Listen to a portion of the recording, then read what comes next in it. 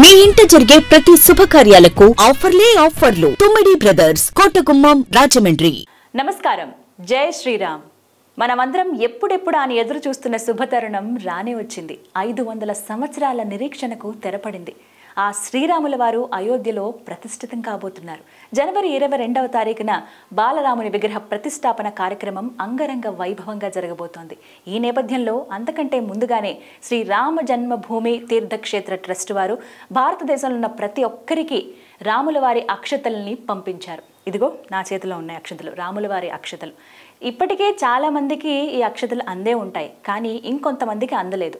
ఏ విధంగా ఈ అక్షతలు తీసుకోవాలి, ఎక్కడ మాకు ఇస్తారని అంటే కనుక మీ దగ్గరలో ఉన్నటువంటి వైష్ణవ క్షేత్రాలలో ఈ అక్షతల్ని ఆల్రెడీ పంపించి ఉంచారు. అయోధ్య నుంచి ట్రస్ట్ వారు అక్కడికి వెళ్ళి మీరు అక్షతలను తీసుకోవచ్చు. అయితే చాలామంది ఇప్పటికీ అందుకున్న వాళ్ళల్లో ఎన్నో సందేహాలు ఉన్నాయి.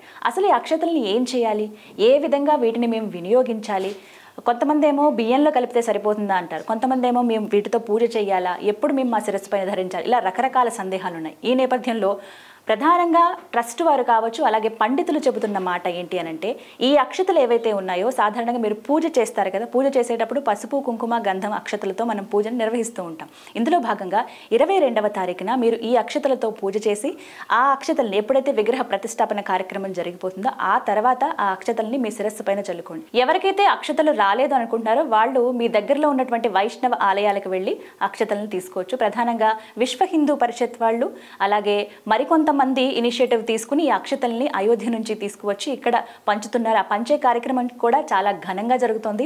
రాముల వారే మా ఇంటికి అక్షంతలు పంపించారను, మేము మా చేతులతో రాముల వారి అక్షతలు ఇస్తున్నామనో చాలా మంది సంబరపడిపోతున్నారు. ఇదే విధంగా చాలా మంది అందుకున్నారు కూడా. అయితే చాలా మందిలో ఒకటే సందేహం, ఈ అక్షతల్ని ఏం చేయాలి, ఎలా వినియోగించాలి అని.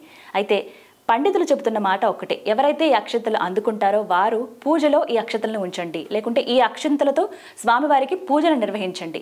22వ తారీఖున విగ్రహ ప్రతిష్టాపన, ఆ బాలరాముడి విగ్రహ ప్రతిష్టాపన జరిగిన తర్వాత మీరు కూడా ఇంట్లో పూజ చేసుకున్న తర్వాత ఆ అక్షతల్ని మీ శిరస్సు పైన చల్లుకోండి. అత్యంత శుభప్రదం, పుణ్యం లభిస్తాయని చెప్పారు.